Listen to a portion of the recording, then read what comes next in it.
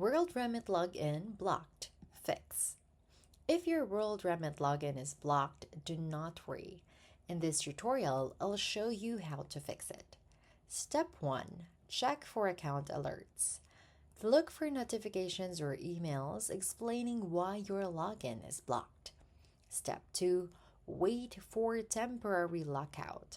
Sometimes the block is temporary, usually 15 to 60 minutes. Step 3. Reset your password.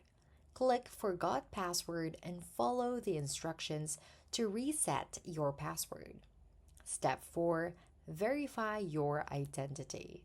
Provide any requested documents to complete verification. Step 5. Avoid repeated failed logins. Enter your password carefully to prevent another block. Step 6. Contact WorldRemit support if it's still blocked. If you still can't log in, contact WorldRemit support for assistance. Tips: use a strong password, enable two-factor authentication, and keep your documents ready. And that's it. You now know how to fix a WorldRemit login blocked issue.